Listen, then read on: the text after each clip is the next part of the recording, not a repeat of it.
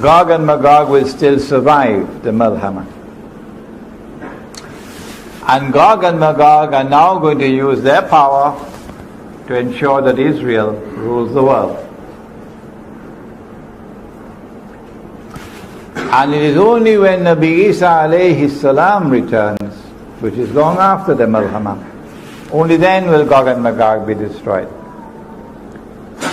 So when you read this book, I'm going to have to put in an extra paragraph or so now to give this additional explanation. Now, the Prophet ﷺ also spoke about Dajjal, that Allah had created a being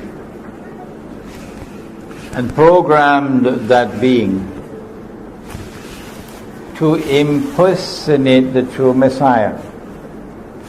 They rejected him, the true Messiah, and they're waiting for the true Messiah to come. And so Allah is going to send into the world someone who will impersonate the true Messiah. And he is Dajjal. He will appear as a human being. He will appear as a Jew, as a young man who will be powerfully built, and I used to say who would have curly hair. Until an Egyptian came, he explained to me, he says, no Sheikh, the Orthodox Jews have to wear curls at the side here. And that is what the Prophet is speaking about. And you see them in Brooklyn with the curls at the side, okay? So he would be a human being. He would appear rather as a human being. As a young man, powerfully built, a Jew with curls. And he's going to stand up in Jerusalem. I don't say he's going to appear in Jerusalem. He could appear somewhere else, but he will stand up in Jerusalem and declare, I am the Messiah. And all those who had eyes and couldn't see would recognize him as the Messiah. He would have deceived them. His name is Dajjal because he deceives. He has a PhD in deception. In order for him to successfully impersonate the Messiah, he's got to rule the world. He's got to establish his power as the supreme power in the world. When he has done that, he has to rule the world from the Holy Land. Only then he can declare, I am the Messiah. A convenient earthquake will have to take place, which will bring down Masjid al-Aqsa, and they have the power to do convenient earthquakes. And then he has to rebuild the temple. And then he declares, I am the Messiah, and they'll accept him as the Messiah.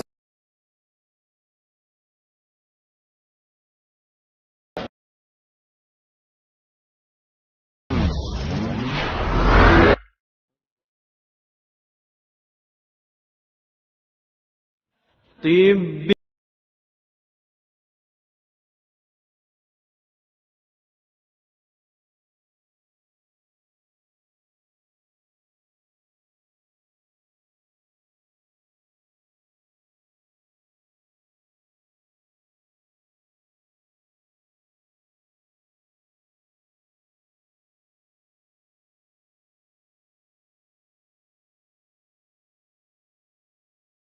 الله أوله وآخره.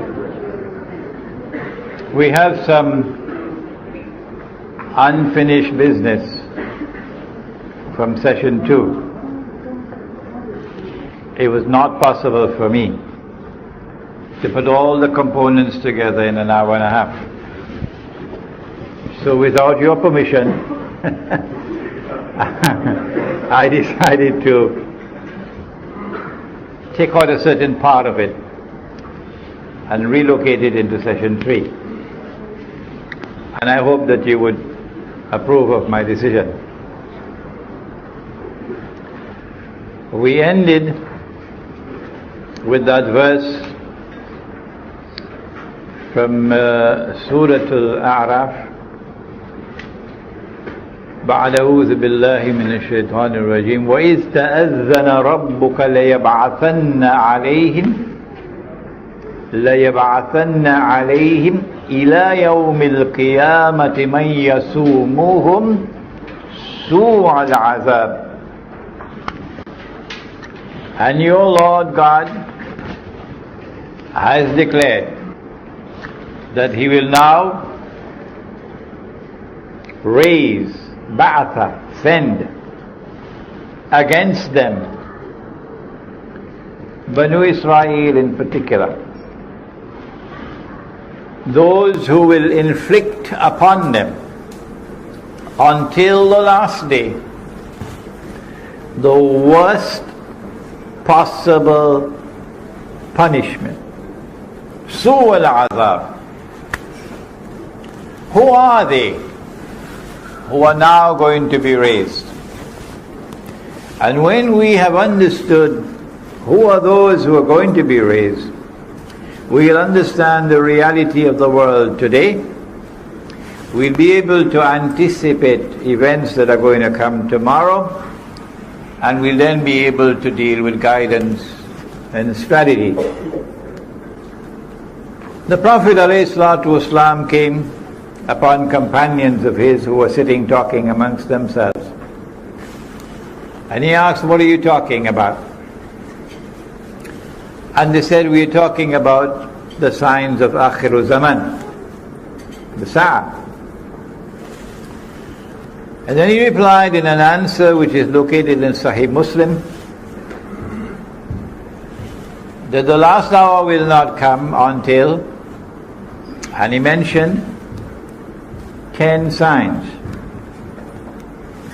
And if I had you as my class, then I could say no dinner for you until you memorize all 10. So you got in the way. These 10 signs have not been given to us in the chronological sequence in which they will occur. No. So not because I mentioned Dajjal first, does it mean that this is the first to occur.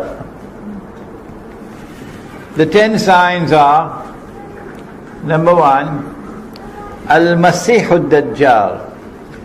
Al-Masih is Nabi Isa alayhi salam. Al-Masih al-Dajjal is the false Messiah, the one who will seek to impersonate the true Messiah.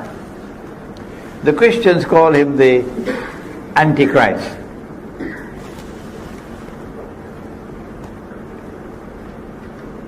Number 2, Gog and Magog, or Ya'juj and Ma'juj. Number 3, which is the sign of all signs, the mother of all signs. Number 3, the return of the son of Mary. Number 4, Dukhan, or smoke. Number 5, Dabbatul Ard, beast or a creature of the Ard. Ard means the material universe. Ard means the earth. Ard means the land. Al-Ardul Muqaddasa, the Holy Land. So Dabbatul Ard could be a beast or a creature of the material universe, a beast or a creature of the earth, a beast or a creature confined to the Holy Land, located or tied with the Holy Land. You make your choice. But when the Quran speaks about the beast, it says,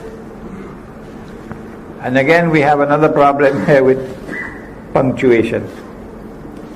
The punctuation did not come with Jibreel alayhi salam.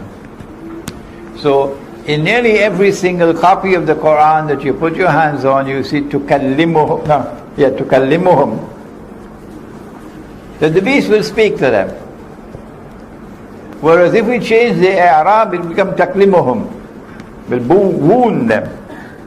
A beast will wound people.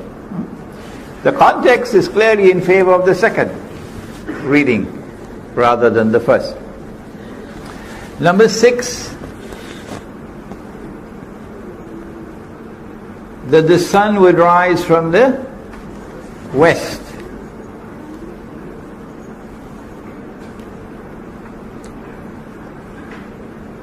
In the Quran, Ibrahim alayhi salam is having a confrontation with a ruler.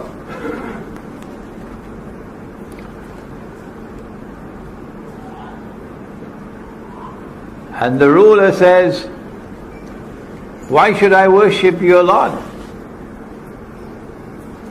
And Ibrahim alayhi salam says, "My Lord gives life and takes life." So the ruler said, "But so do I. So do I." Meaning, I can give the order and your life will be taken. And I can spare you. So I can give life and I can take life. To which Ibrahim alayhi salam responded and he says, "Well, my Lord causes the sun to rise from the east. Why don't you cause it to rise from the west?" My Lord causes the sun to rise from the east. If you are truthful, why don't you cause it to rise from the west? So the true sunrise is a sunrise from the east. And a false sunrise would be a sunrise from the west. But Allah also says in the Quran, "La tabdila li khalqillah," that there is no change in Allah's creation. And so we get the scientific principle of the uniformity of nature. Hadith says that the sun will rise from the west. And now we are inundated. The emails keep coming regularly about some gravitational change in the polar structure of the world, and scientific terms Imran Hussein doesn't understand.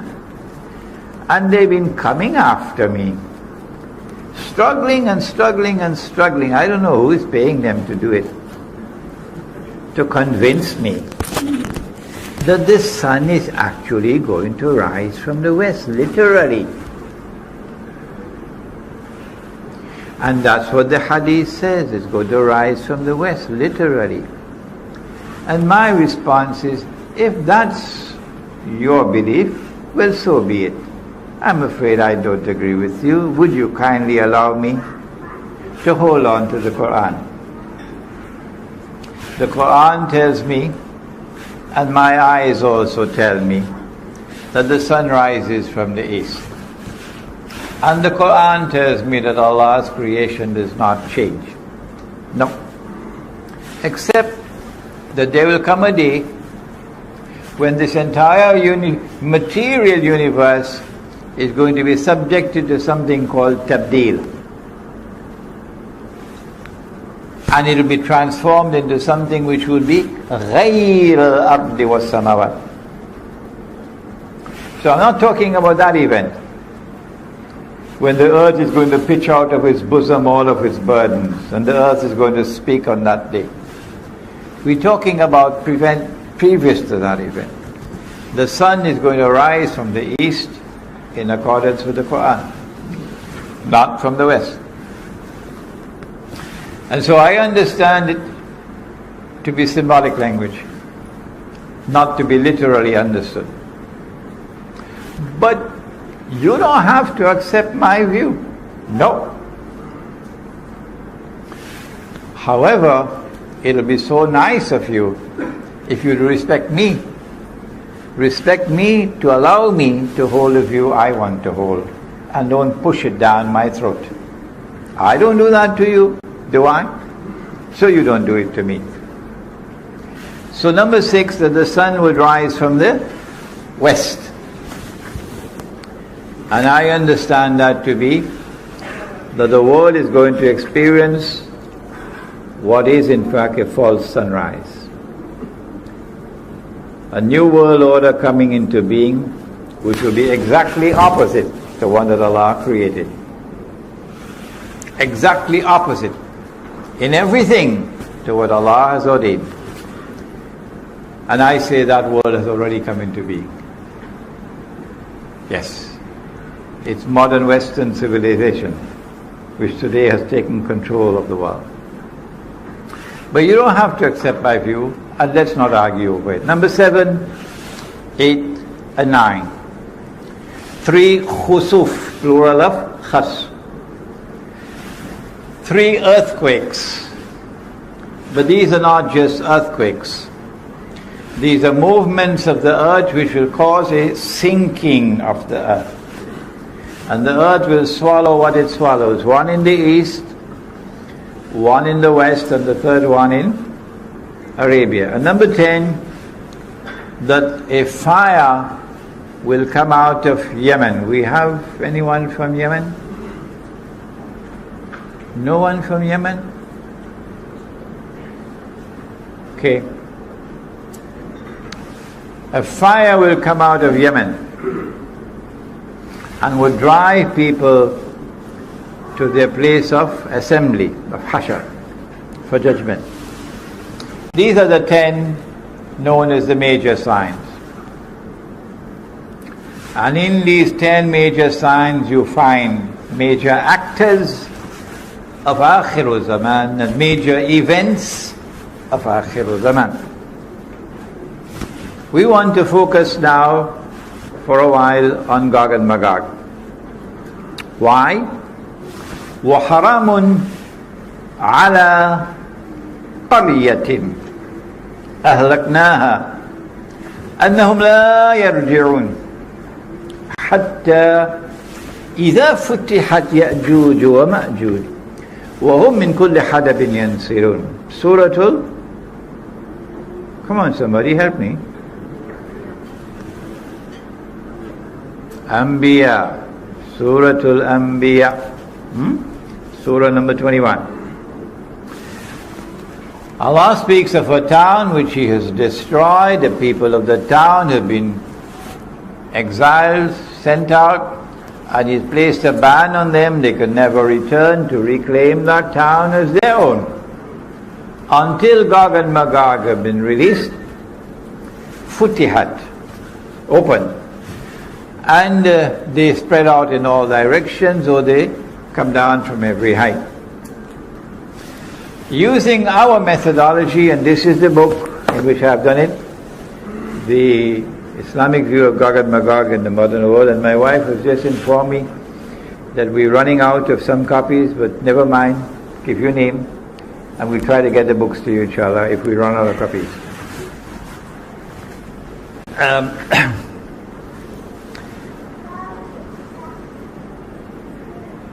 When Gog and Magog are released, and they descend from every height, or they spread out in all directions, then you'll find these people returning to this town to reclaim it as their own. And using our methodology, we came to the conclusion that the town is Jerusalem. And therefore, when you see Banu Israel being brought back to the Holy Land to reclaim it as their own, which they have done today, then there must be an explanation for that. And this is our explanation. The Quran says about itself in Surah An-Nahl, Surah number 16, it says, بَعْدَ أَعُوذُ بِاللَّهِ مِنَ الشَّيْطَانِ الرَّجِيمِ وَنَزَّلْنَا عَلَيْكَ الْكِتَابَ تِبْيَانًا لِكُلِّ شَيْءٍ وَهُدًى وَرَحْمَةً وَبُشْرَى لِلْمُسْلِمِينَ. And we have sent down this book, the Quran.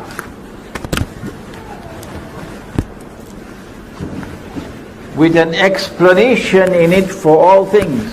Tibyanan likulli shay. This is a book which explains all things. It doesn't tell you how to fry fish, because you don't need that guidance from Allah. But all those things wherein you need guidance from Allah, Allah provides the answers. Banu Israel were driven out of the Holy Land 2,000 years ago or more. And for 2,000 years they lived in exile. Today, after 2,000 years, they have returned to the Holy Land and reclaimed it as their own. And today I ask, as I have asked again and again the scholars of Islam, I even mention, I don't normally call people by their names, but I even mention the name of Dr. Yusuf Qaradawi in a public lecture to send the message. Please, is this happening by accident? Is it by accident that they have returned to the Holy Land after 2,000 years to reclaim the Holy Land as their own? Is it by accident that they have restored a state of Israel in the Holy Land? Are these things happening by accident? Or is there an explanation? And if there is an explanation, tell us what it is. But they won't answer me. They won't answer me. The scholars of Islam will not answer me. No. I say there is an explanation. And the explanation is in the Quran. The town is Jerusalem. And so when you see Banu Israel being brought back to the Holy Land, it is these two ayat of Surah Al-Anbiya which explain that it is Gog and Magog who have brought them back. And so Gog and Magog control power in the world. This is my explanation that I have found in the Quran. What is yours? No matter what I do, no matter how softly I speak, no matter how loudly I shout, they will not answer me. This is the world of Islamic scholarship today. It's a pity they will not answer me.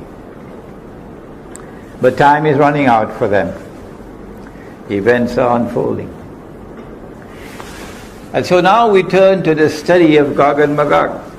And we don't have time today to do an exhaustive study, but we turn to Surah Al-Kahf of the Quran.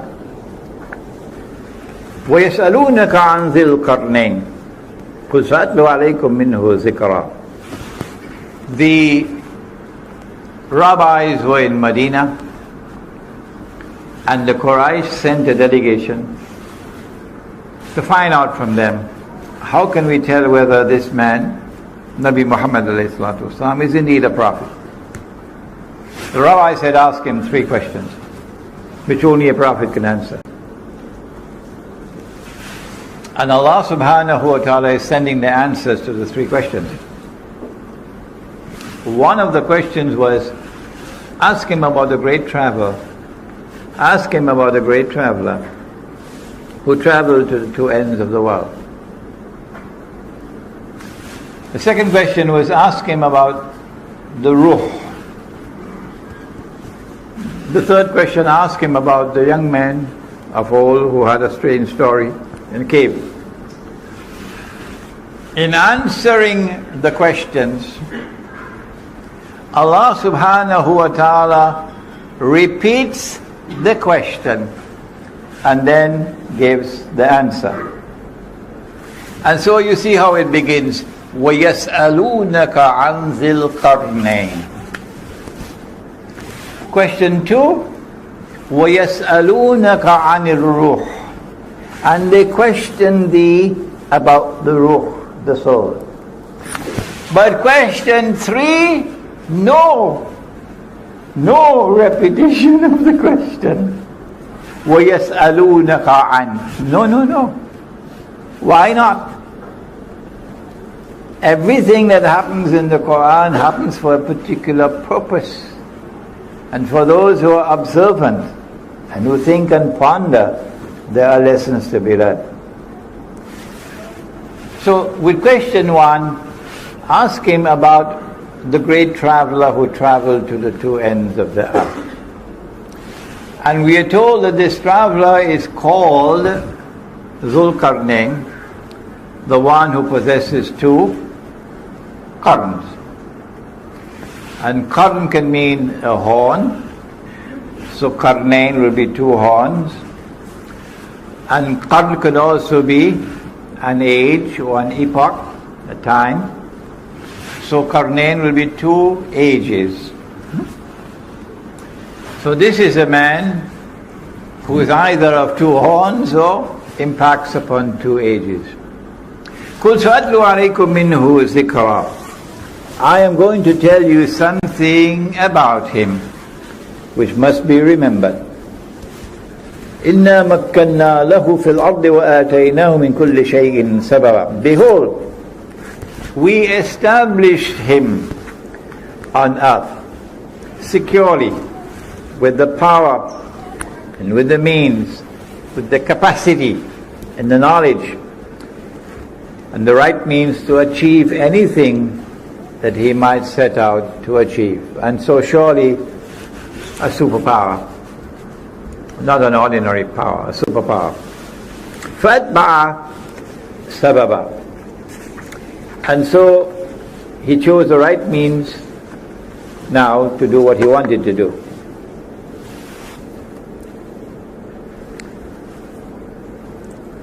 حتى إذا بلغ مغرب الشمس. He sets out on a journey to the west. And he reaches a place where the sun is setting. And there he found it setting in a body of water that was hamiyah, dark, murky, so visibility in that water will be very shallow.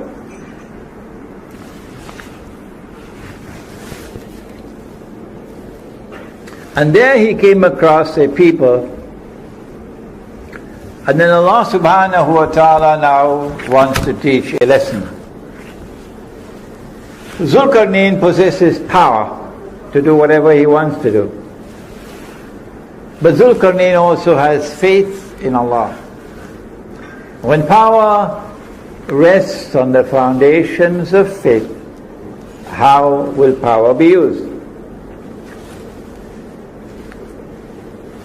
So Allah subhanahu wa ta'ala says to Zulkarnain, قُلْنَا يَا ذَا الْقَرْنَيْنِ إِمَّا أَن تُعَذِّبَ وَإِمَّا أَن تَتَّخِذَ فِيهِمْ حُسْنًا. You have a choice to use your power either to punish or to reward. Treat them nicely.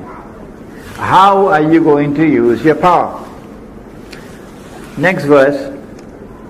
Zulkarnain then responds and says, those who are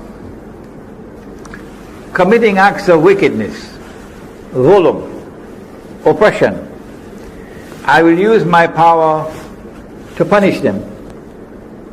And when they return to you, you will also punish them. And so the perpetrators of injustice and oppression and wickedness will be punished both here and there. And so there will be an essential harmony between this world here under and that world above. Okay? But those who are righteous in conduct,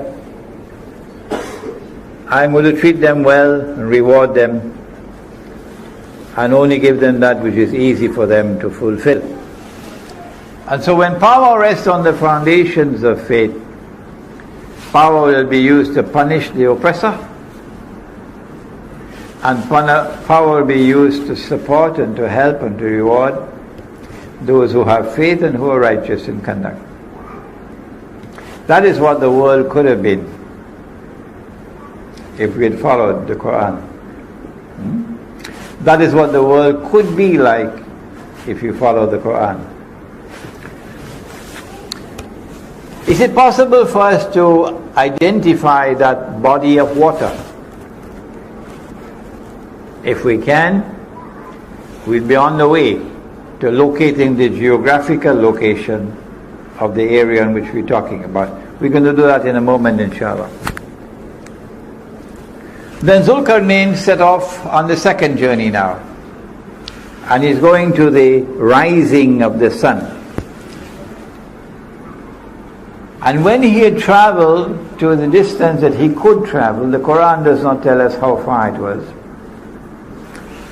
he came upon a people, لَمْ نَجْعَلْ مِن دُونِهَا سِتْرًا, a people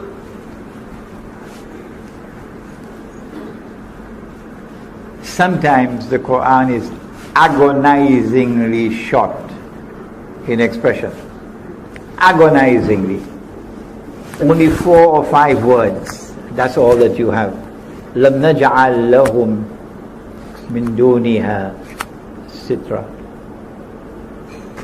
We have not provided for them as a covering other than this covering.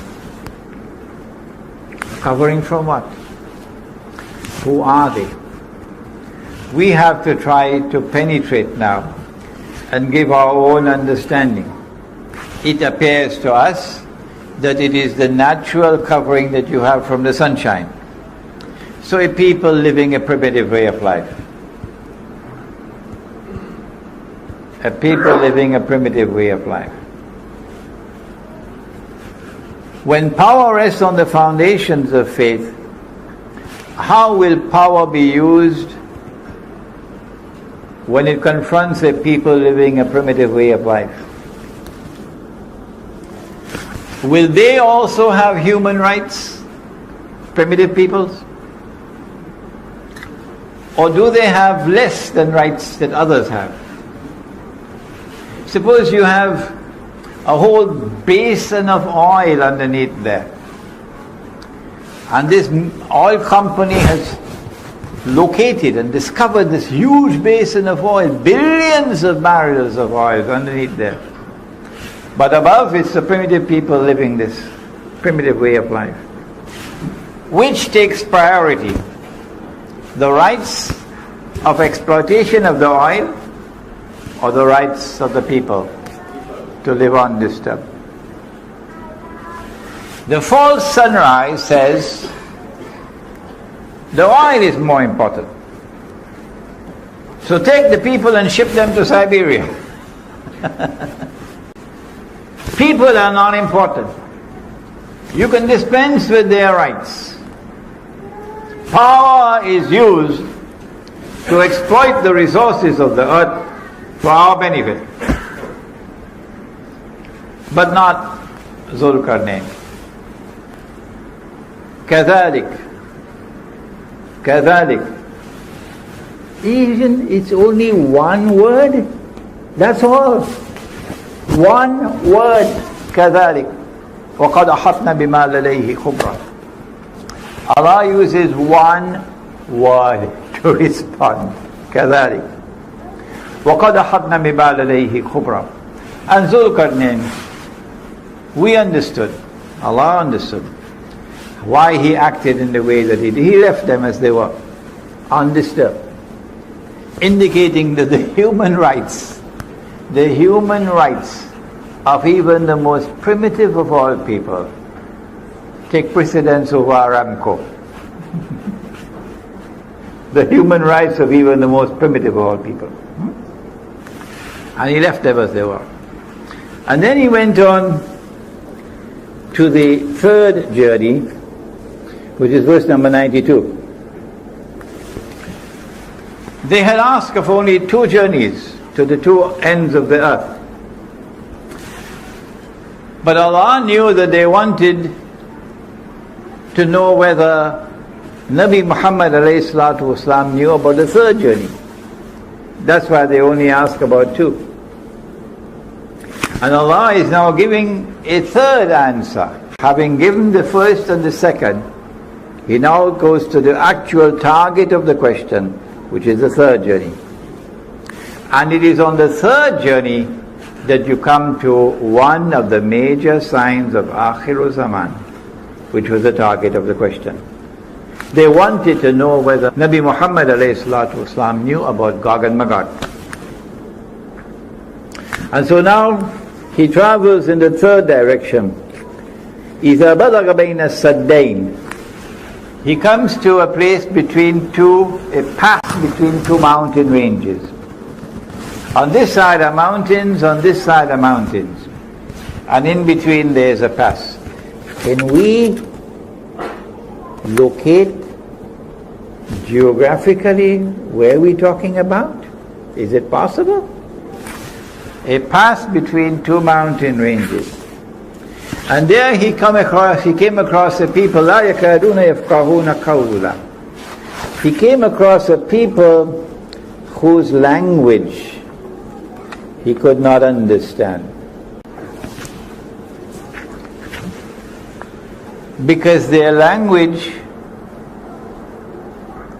was unique. Their language had no connections with other language in that region.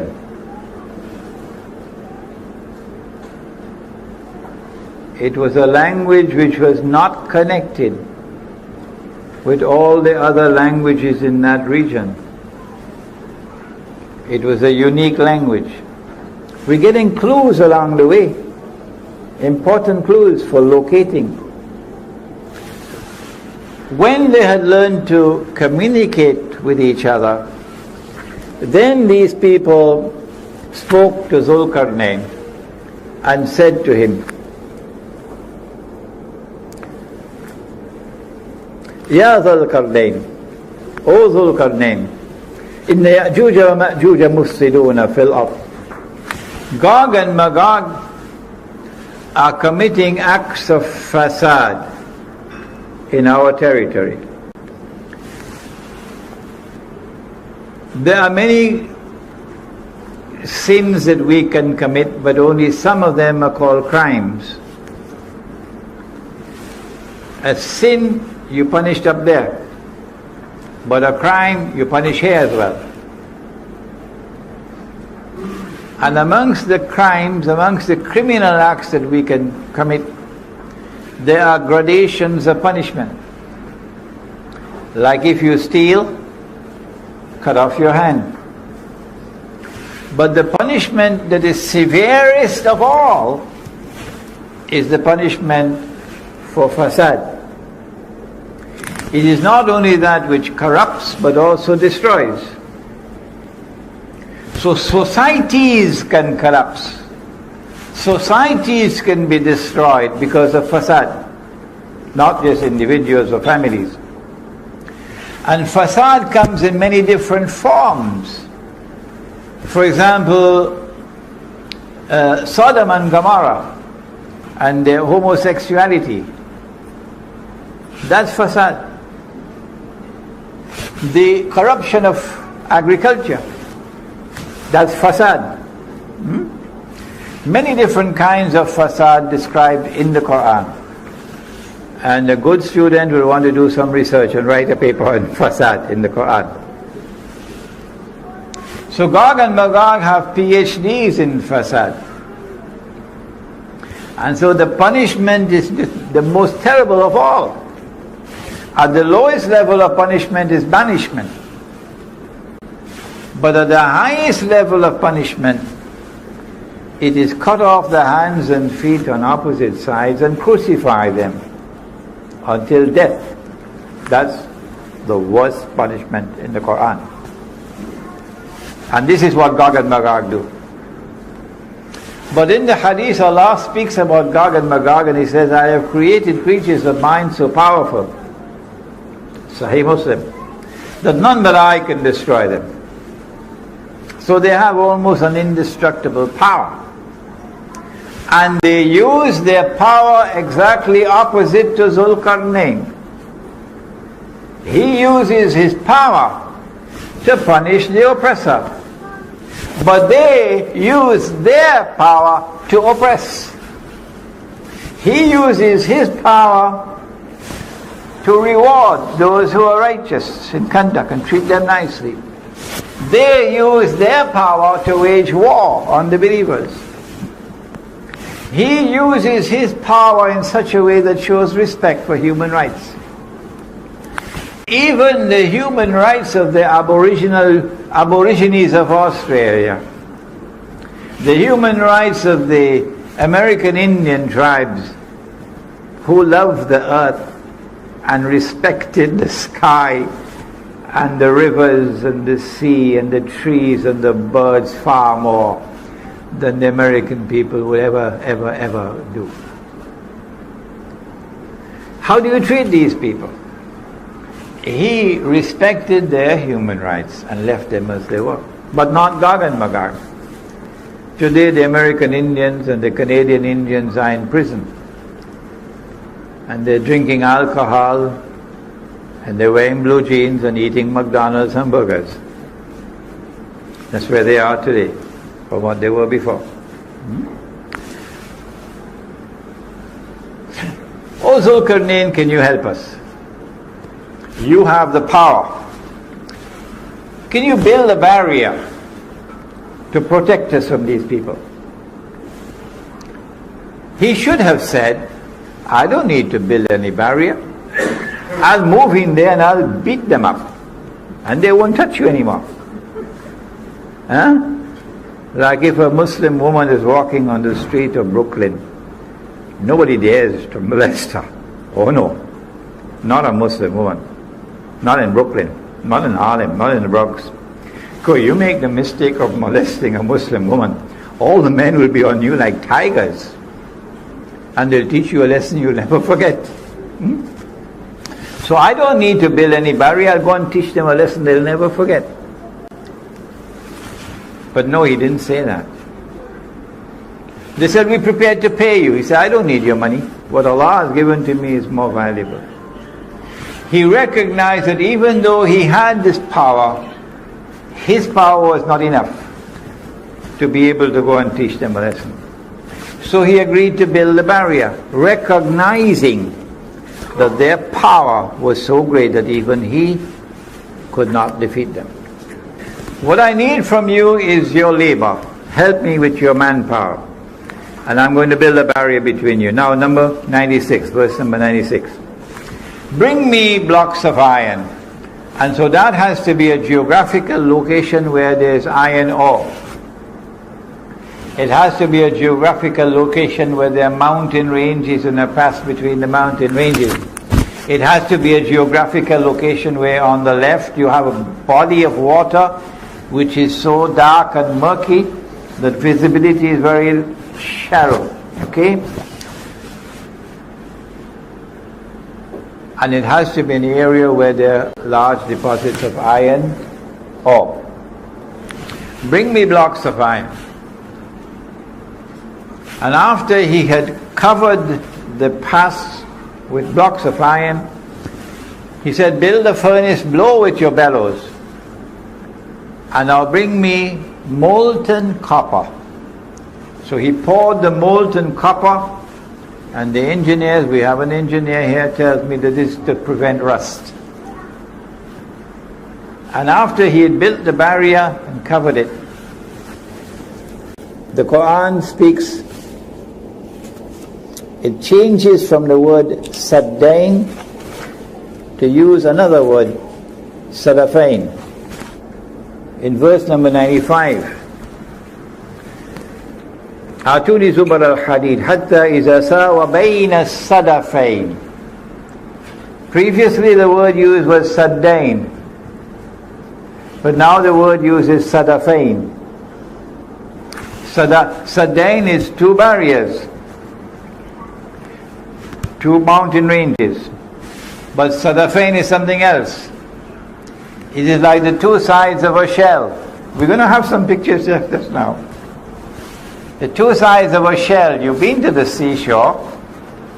When you open a shell like this, it will join at the bottom, but open at the top. That's the shape of the pass between the mountains. Join at the bottom, open at the top. So when he had blocked off this space, this sadafain, now the molten copper is put on it, and then he says, هذا رحمة من ربي. Gog and Magog could neither scale the barrier nor could they penetrate it, so they are now trapped behind the barrier. And so Zulkarnain now says, هذا رحمة من ربي. This barrier is constructed in consequence of Allah's kindness and grace. فَإِذَا جَاءَ وَعْدُ رَبِّي. But when that time comes of which my Lord has warned, إِذَا فُتِحَتْ, they will not return to reclaim the town as their own until إِذَا فُتِحَتْ, until Gog and Magog are released.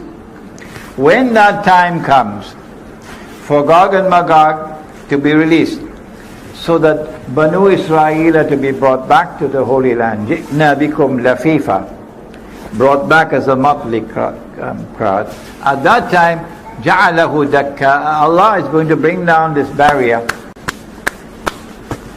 and it become dust. Would Alexander, the Greek general who worshipped Zeus and Mars and Venus was a goddess, instead of Allah, would he speak like this? And yet you have so many people saying Zulkarnain was Alexander, or Zulkarnain was some Zoroastrian who was an emperor of Persia. Zulkarnain has to be someone who worships Allah, the one God. When that time comes of which my Lord has warned, He's going to cause this barrier to collapse, to become ruins. And then at that time, وَتَرَكْنَا بَعْدَهُمْ يَوْمَئِذٍ يَمُوجُ فِي بَعْضٍ. Allah will then cause Gog and Magog, it seems, to surge against each other like waves crashing against each other. Or Allah will cause mankind to enter into an age of universal anarchy, with people surging against each other, clashing with each other all over the earth. وَتَرَكْنَا بَعْدَهُمْ يَوْمَئِذٍ يَمُوجُ فِي بَعْضٍ. And when you see these things happening on the face of the earth, you know the trumpet is coming. وَنُفِخَ فِي الصُّورِ فَجَمَعْنَاهُمْ جَمْعًا وَعَرَضْنَا جَهَنَّمَ يَوْمَئِذٍ لِلْكَافِرِينَ عَرْضًا. And on that day we shall place hell for all to see. In other words, this world is going to become a living hell before the eyes of those who deny the truth. الَّذِينَ كَانَتْ أَعْيُنُهُمْ فِي غِطَاءٍ عَنْ ذِكْرِي وَكَانُوا لَا يَسْتَطِيعُونَ السَّمْعَ. They are those whose eyes have been veiled against any remembrance of Allah. They could not bear to listen to the voice of truth. And then finally, this verse has to be included in the passage. أَفَحَسِبَ الَّذِينَ كَفَرُوا أَن يَتَّخِذُوا عِبَادِي مِن دُونِي أَوْلِيَاءَ إِنَّا أَعْتَدْنَا جَهَنَّمَ لِلْكَافِرِينَ نُزُلًا. Do they who reject the truth, do they perchance believe that they would succeed in embracing my true servants who worship me? to become their awliya, their friends and their allies, while excluding me. And thus to trap them in the world which would become a living hell. Verily we have readied hell, Jahannam, to welcome all those who deny the truth. This is the passage of the Quran that introduces the subject of Gog and Magog. Now let's turn to the pictures and see whether we can locate. This is the Caucasus Mountains here, the white being the snow. And on the left side there is a body of water which is so dark and so murky, with so much algae in it, that it has been given a name. And that name has been there with it for many, many, many years. Even the time of Ibn Kathir. It's called the Black Sea. It's called the Black Sea. Why? Because it is so dark. If you go to the Mediterranean Sea and you're on a ship, you could see several meters underneath the water. But if you go to the Black Sea, you'd hardly be able to see more than 1 meter underneath the water. Ibn Kathir recognizes this to be the sea mentioned in the Quran as Hamia. On this side of the Black Sea is the Caspian Sea. And in between the Caspian and the Black Sea is this body of land. So we say that Zulkarnain is traveling in that direction to the west, and then in this direction to the east. And incidentally, the Caspian Sea was destined to hold a huge basin of oil. A huge basin of oil underneath the Caspian Sea. The Caucasus Mountains are an unbroken range of mountains from that end to this end. But in between the Caucasus Mountains there is one pass, only one, in between. It's called the Dariel Gorge. Let's see if we have photographs of that. Here we are, the Caspian Sea, you can see it here. The Black Sea out there, that's Turkey. This is Syria, this is Iraq, this is Iran. And further south is the Holy Land. Next.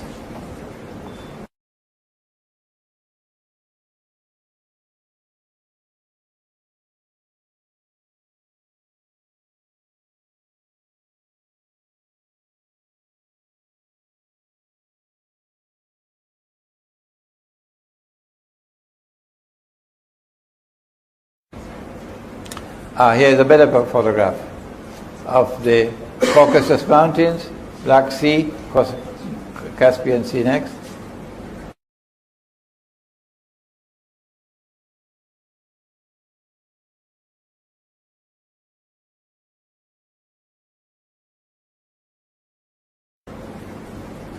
The Black Sea.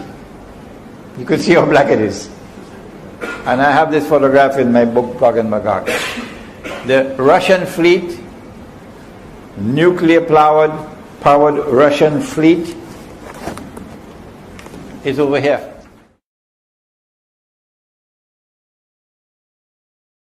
Over here. So,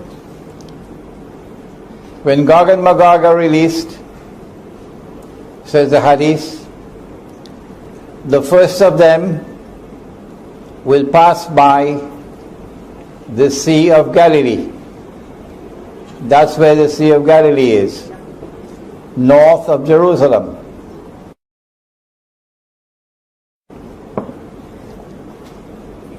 The Sea of Galilee is north of Jerusalem. And Gog and Magog are heading for Jerusalem. The word Jerusalem does not occur in the hadith. It's the word Baitul Maqdis. So Gog and Magog are going to come down. The word Baitul Maqdis is actually there in the hadith. Gog and Magog are going to come down to Baitul Maqdis.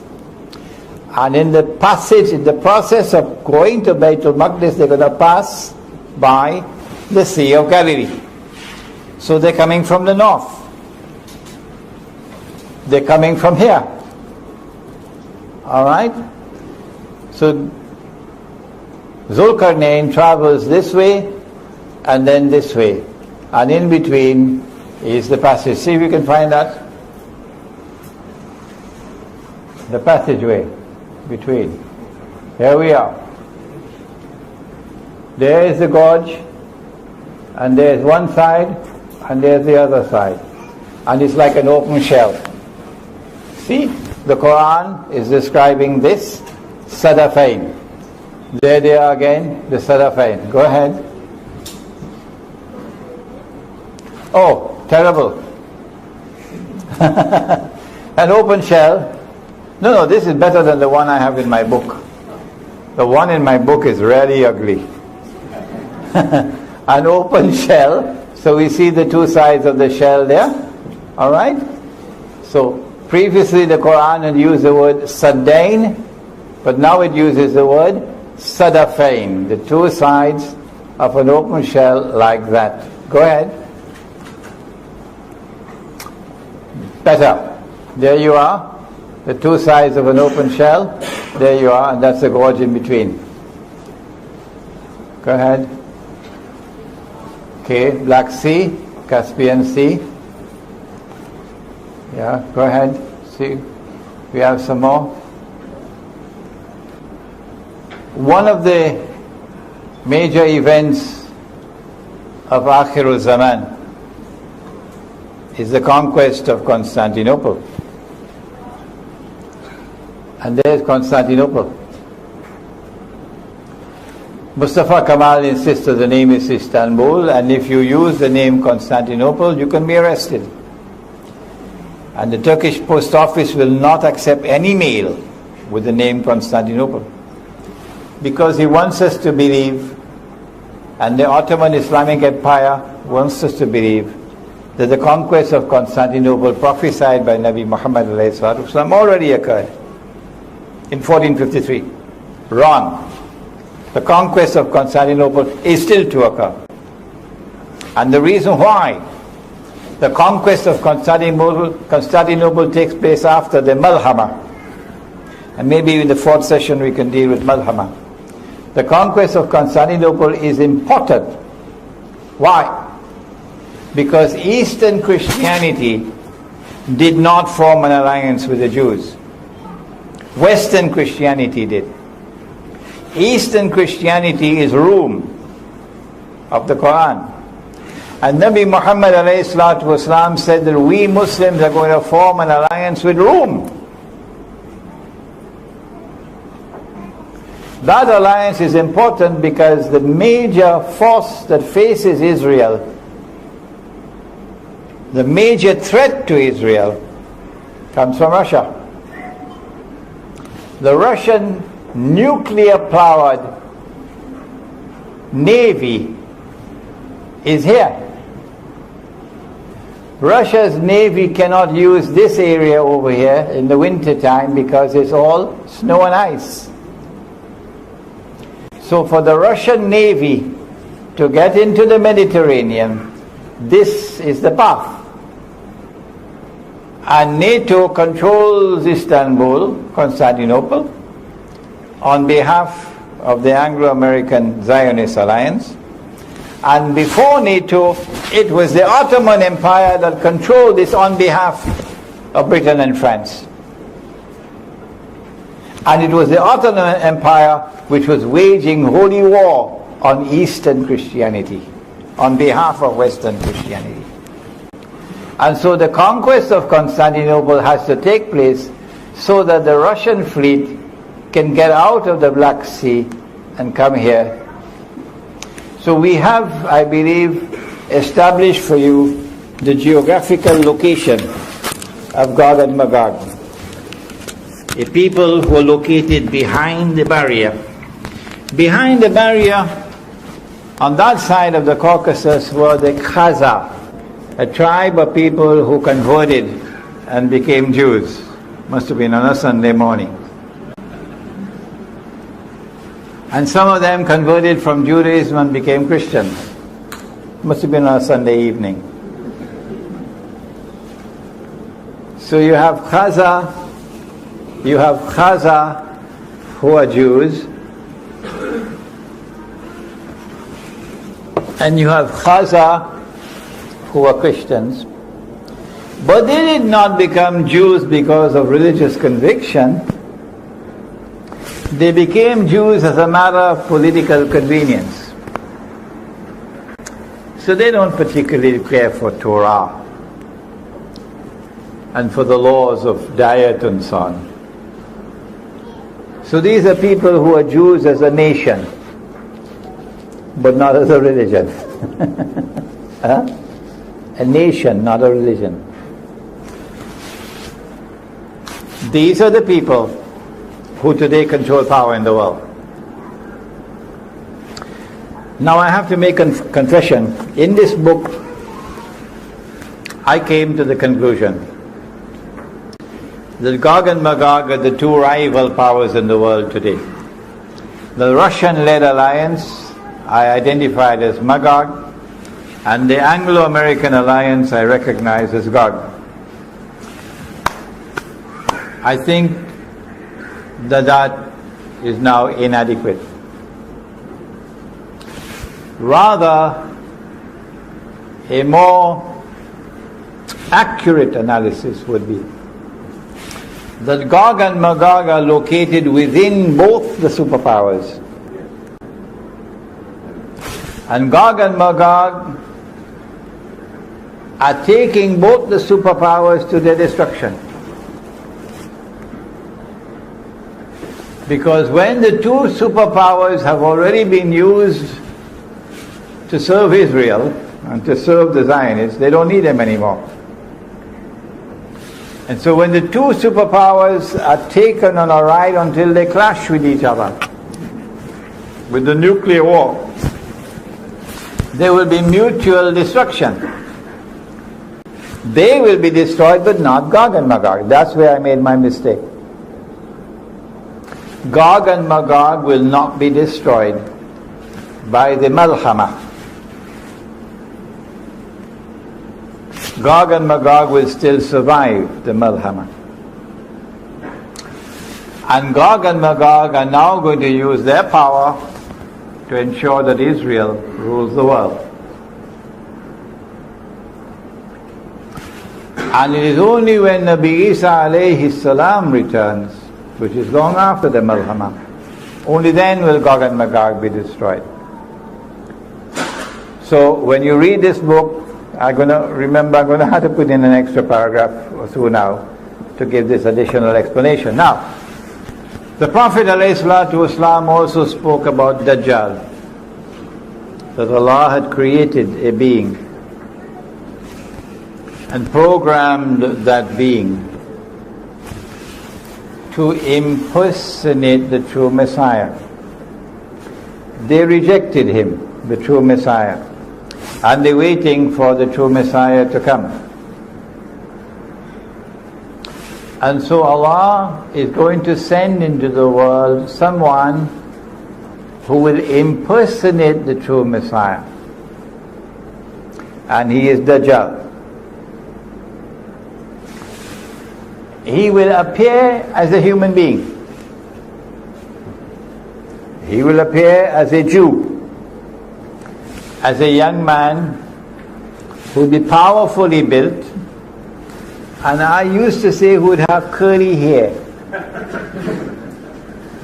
Until an Egyptian came, he explained to me, he says, no, Sheikh, the Orthodox Jews have to wear curls at their side here. And that is what the Prophet is speaking about. And you see them in Brooklyn with the curls at the side, okay? So he would be a human being. He would appear rather as a human being. as a young man, powerfully built, a Jew with curls. And he's going to stand up in Jerusalem. I don't say he's going to appear in Jerusalem. He could appear somewhere else, but he will stand up in Jerusalem and declare, I am the Messiah. And all those who had eyes and couldn't see would recognize him as the Messiah. He would have deceived them.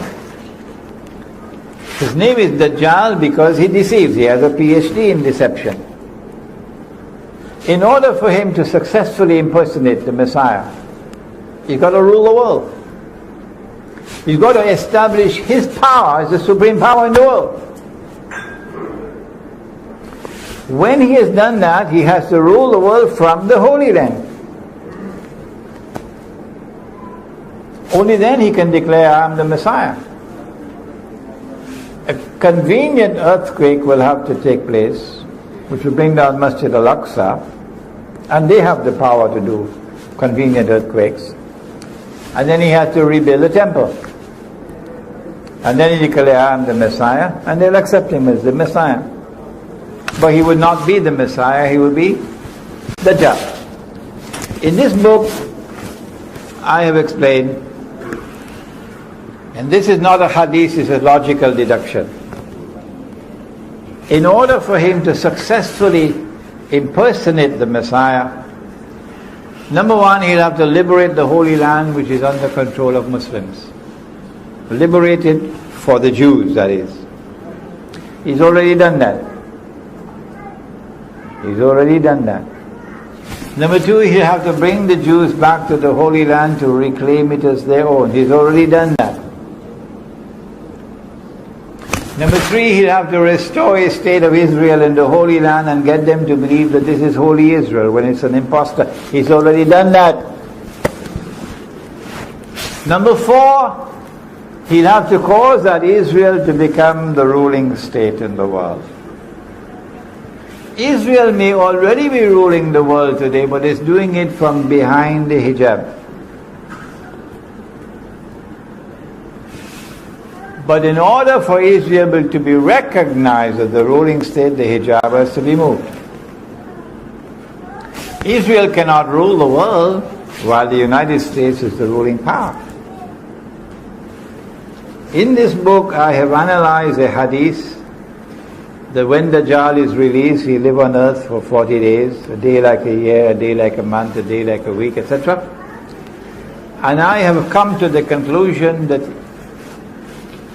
in a day like a year, which was stage one,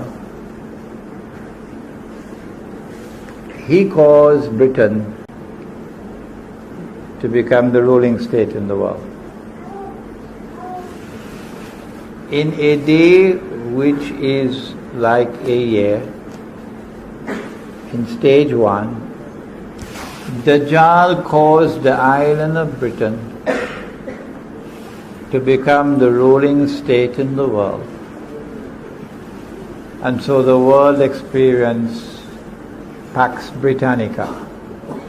I'm choosing my words very carefully,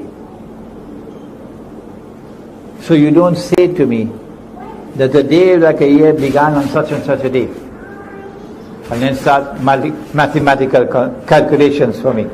No, I don't want you to do that. So the world experienced Pax Britannica. If you have another explanation for the emergence of Pax Britannica, do please let me know. This is my explanation. And then a day like a month succeeded a day like a year, and Pax Britannica had to give way to Pax Americana. And the United States became the next ruling state in the world, with a mysterious relationship with the Holy Land and with Israel. And my explanation is that this is Dajjal in stage number two. If you have a better explanation, I'd love to hear it. But there's such a profound silence from the world of Islamic scholarship, and such a profound and embarrassing silence from Islamic movements, many of which now form governments in the world. They don't want to hear the subject. It's too inconvenient for them. and such a profound and embarrassing silence from scholars who otherwise are recognized as great scholars. But if the Quran explains all things, what is the explanation for Pax Britannica? What is the explanation for Pax Americana? How is it that Imran Hussein, who is not an economist, who is not a monetary economist, no, who studied economics and studied monetary economics as part of his studies in international relations. That doesn't make you an expert. How is it that Imran Hussein 15 years ago or more was able to declare publicly and put it down in writing that the US dollar must collapse? I didn't say that the US dollar will collapse. I said more than that. I said the US dollar must collapse. The monetary system must collapse. And it must give way to another monetary system. 15 years ago I was talking about a new monetary system of cashless money. You can't see it, you can't touch it. Electronic money. Today we are on the doorstep of the collapse of the US dollar. Where did I get the knowledge from? Was it a jinn whispering in my ear? Was it an angel whispering in the other ear? When will they wake up? This is not whisperings in my ear. This is scholarship. This is the application of a methodology to the sustained study of akhir zaman. That's where I got it from. And so as you study the subject of Dajjal, you'll understand political history, and you'll understand economic history, and you'll understand how to respond. I'm only introducing the response now. In the next session, we'll speak more about the response. Dajjal is about to move to a day which is like a week.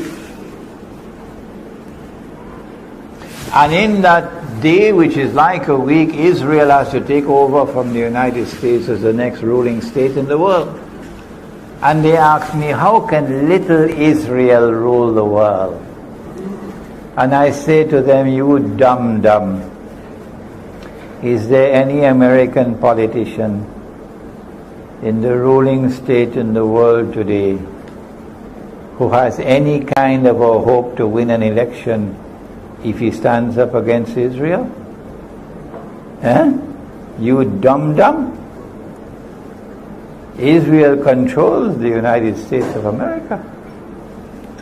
And the President of Israel, or the Prime Minister, Ariel Sharon, he said that. We control the United States. He said it publicly. So it's not little Israel. It is the Zionist movement, it's the Anglo-American alliance, which is now a Zionist alliance. It is Gog and Magog. They are the ones who control power in the world, and they are delivering to Israel the status of ruling state in the world. In order for Israel to rule the world, it has to rule over the Arabs. And so you had the first Arab Spring 100 years ago. You've got to study history. This is not the first Arab Spring. The first Arab Spring was 100 years ago.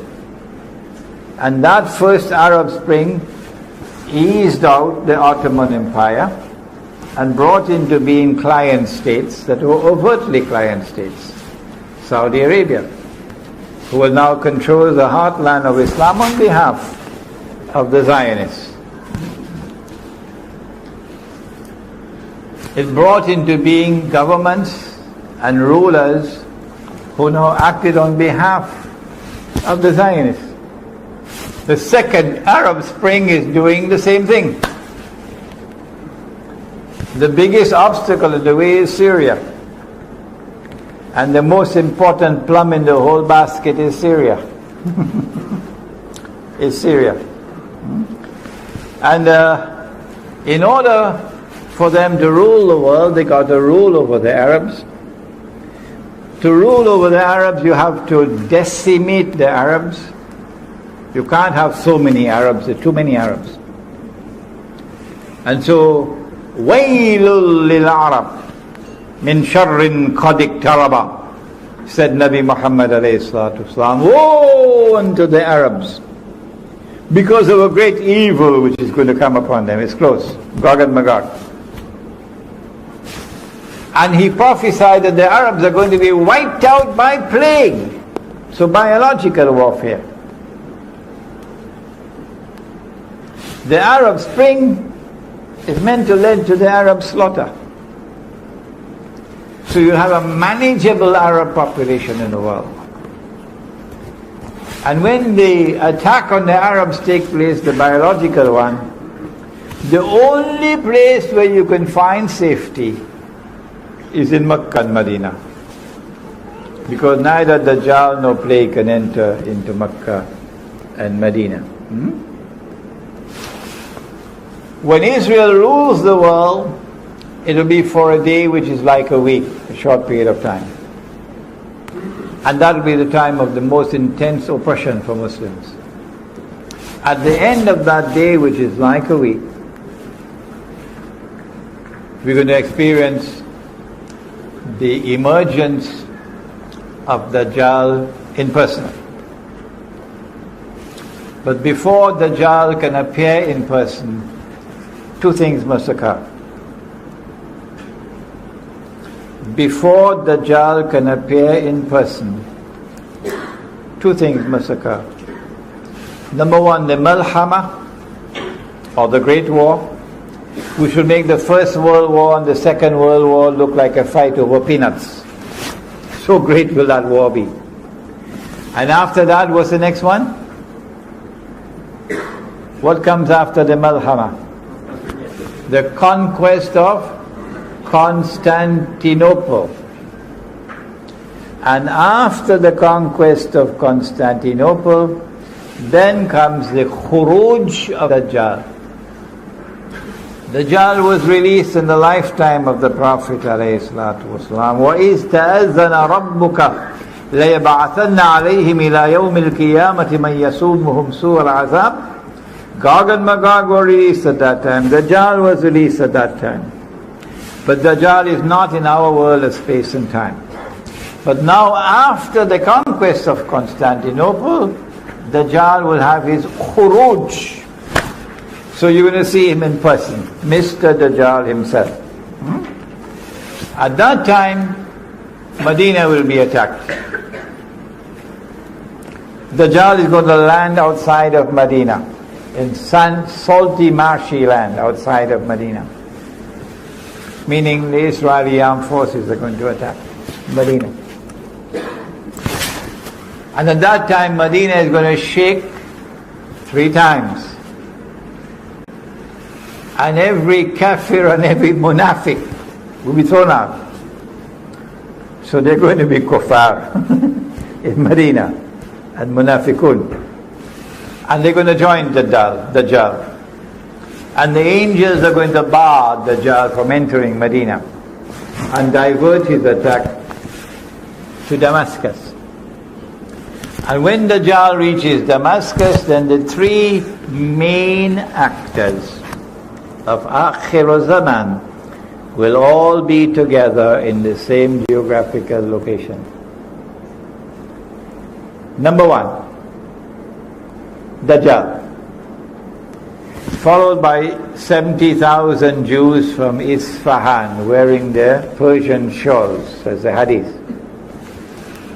Number 2, someone whose name I have not mentioned so far, Imam al-Mahdi. But I do have several lectures on the topic, and we have them right here. Imam al-Mahdi. And he will be inside the masjid,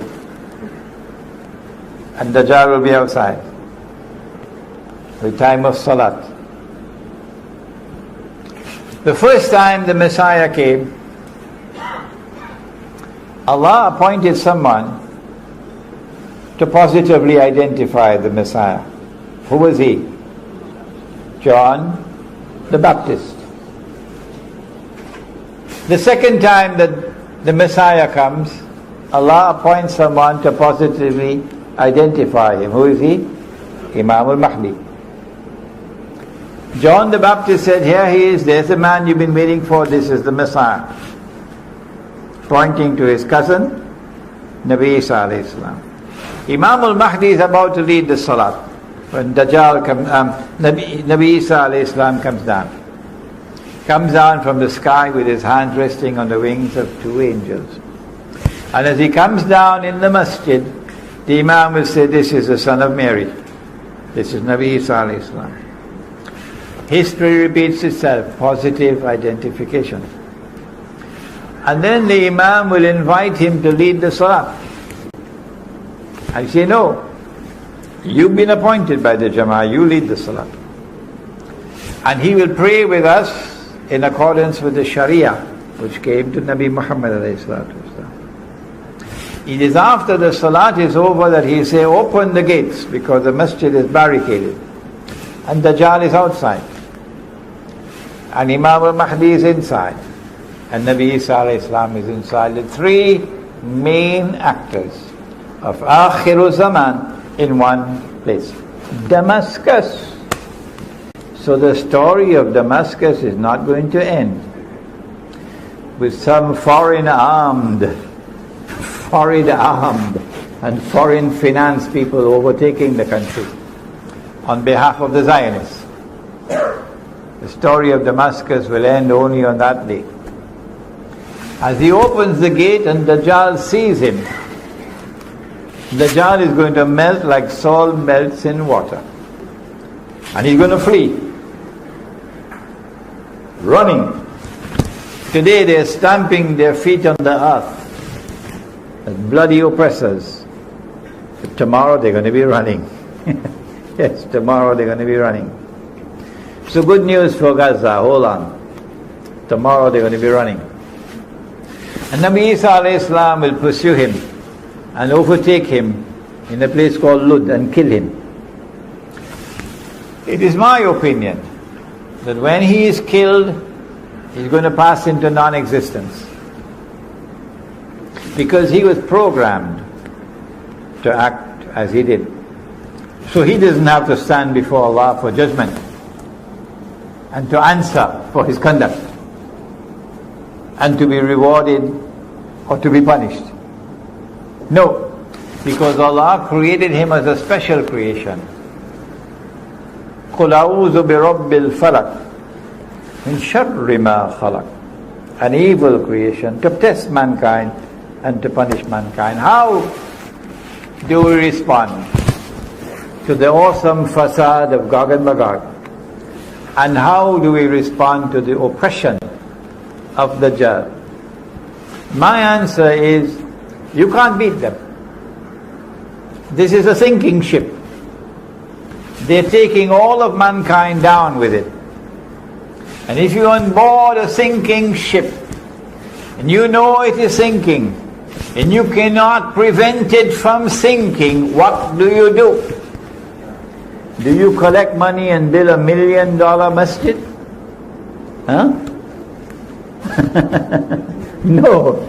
If you're on board a ship and it's sinking, and all those who go down with that ship are going into the hellfire, you can't prevent it from sinking, then the only thing that a sensible, intelligent person would do is to get off that ship. And that's what the young man did in Surah Al-Kahf. It is a philosophy of withdrawal from a godless world to preserve faith. Let us end now with the hadith. The Prophet said, sallallahu ta'ala alayhi wa sallam, there are some who would have difficulties with the Prophet, you know. Why did he say this? Why can't we be a part of mainstream society? What's wrong with the blue jeans Jamaat? Yes. So why did he say it? But this is what he said.